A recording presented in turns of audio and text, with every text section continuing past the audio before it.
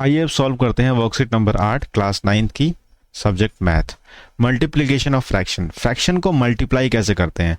Fraction देखिए जैसे 7 दे रखा है और 3/4 दे रखा है, तो हम क्या करेंगे ना 7 के नीचे 1 लिख देंगे धीरे से। इससे क्या होगा कि हमें मल्टीप्लाई करने में कभी दिक्कत नहीं आएगी। ऊपर वाले को ऊपर वाले से इंटू करके हम लिख देंगे 21, नीचे वाले को नीचे वाले से इंटू, यानी डिनोमिनेटर को डिनोमिनेटर से इंटू, तो नीचे लिख देंगे 4। तो ये हो गया हमारा फ्रैक्शन कंप्लीट। अगर फ्रैक्शन कभी ऐसा आए जिसमें पहले से ही गिवन हो, तो हमें ऑलरेडी पता है न्यूमरेटर को न्यूमरेटर से इंटू करके करेंगे और डिनोमिनेटर को डिनोमिनेटर से इंटू करके करेंगे, बस हो गया हमारा काम। अगर हम बात करें रेसिप्रोकल ऑफ फ्रैक्शन की, तो रेसिप्रोकल ऑफ फ्रैक्शन क्या होता है कि जो फ्रैक्शन हमें दिए होते हैं इनको गुणा करने के बाद आंसर 1 आना चाहिए। जैसे ये फ्रैक्शन है और ये फ्रैक्शन है, दोनों को गुणा किए तो 3 1 जा 3, 3 1 जा 3, 4 1 जा 4, 4 1 जा 4, आखिर में 1 आया। अगर आप गुणा नहीं करें, जैसे इंटू कर लें, तब भी वो आखिर में 1 ही आएगा। तो रेसिप्रोकल का मतलब होता है वह फ्रैक्शन जिनको मल्टीप्लाई करने के बाद आंसर 1 आ जाए।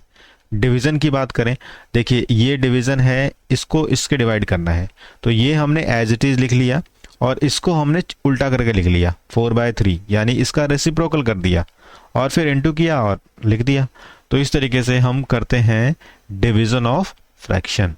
अब यहाँ पर एक सवाल दे रखा है और काफ़ी अच्छा सवाल दे रखा है, ये कई जगह गलत भी कराया जा रहा है। ऑनलाइन गेम है 60 लेवल्स, भाई 60 लेवल हैं एक ऑनलाइन गेम में और इस हिसाब से हमें रिवार्ड्स मिलने हैं। मान लीजिए कि 60 लेवल्स हैं, तो 1/5 लेवल क्रॉस करेंगे बट 2/5 लेवल से कम तक पहुंचेंगे तो हमें बैज मिलेगा। 2/5 से ऊपर जाएंगे और 3/5 लेवल से कम पहुंचेंगे तो फेस मास्क। तो इस तरीके से आपको रिवार्ड्स मिलेंगे।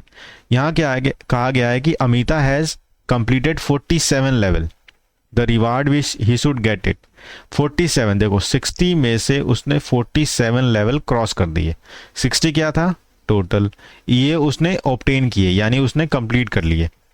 तो 47/60 के हिसाब से आप देखोगे फ्रैक्शन में तो कहाँ पर आएगा, आप खुद सोचो कि ये हो जाएगा 5 12 जा तो 12 3 36 हो रहा है, ठीक है। ये 5/4 है, तो 5 को 12 से इंटू करोगे तो 60 आ जाएगा। 12 4 जब नीचे 12 से किया है तो ऊपर भी 12 से करोगे तो ये 48 आ जाएगा। तो ये उसके नज़दीक पहुंच रहा है। तो यहाँ कहा गया है कि 3/5 से ज़्यादा 4/5 से कम, तो 4/5 हमारा होगा 48/60, जिससे कम है तो यानी इसको ड्रेस मिलनी चाहिए। तो ये हो जाएगा ड्रेस।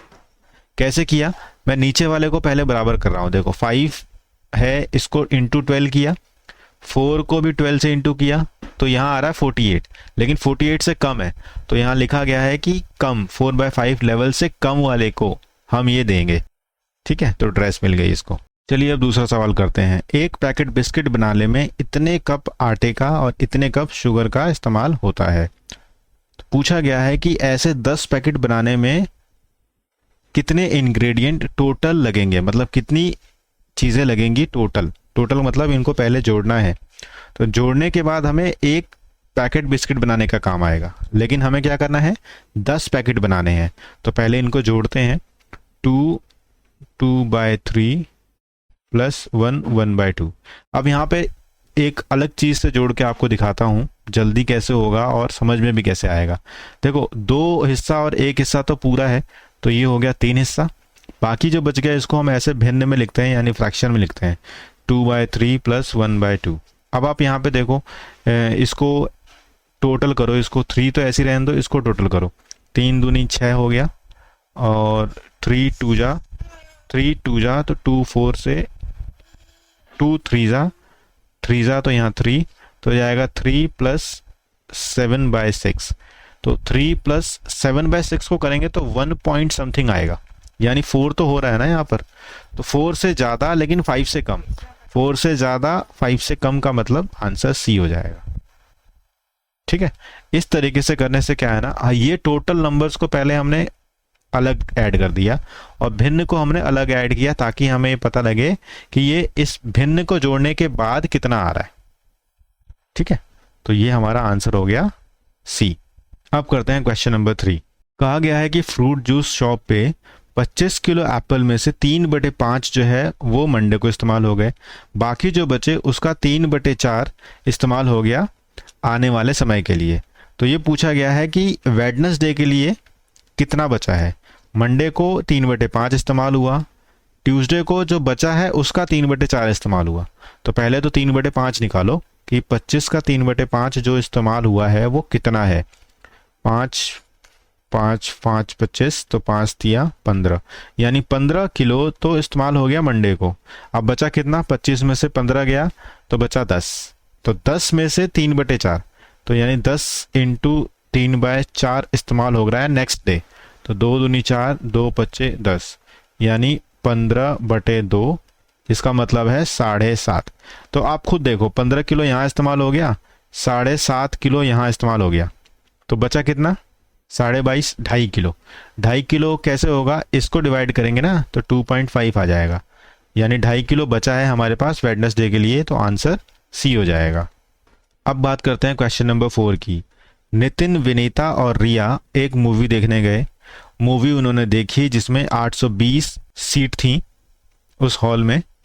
मूवी देखने के बाद नितिन अनुमान लगाता है कि 3/4 फुल था, वनीता अनुमान लगाती है कि 2/3 फुल था, और रिया अनुमान लगाती है कि 4/5 फुल था। तो आपके हिसाब से टिकट ऑफिस में 650 सेल्स हुई हैं, मतलब 820 में से 650 टिकट बिकी हैं। तो आप में से ये जो फ्रेंड्स अनुमान लगा रहे हैं उसमें से किसका बेटर अनुमान है, ये हमें पता करना है। तो आइए पता करते हैं बेटर अनुमान को।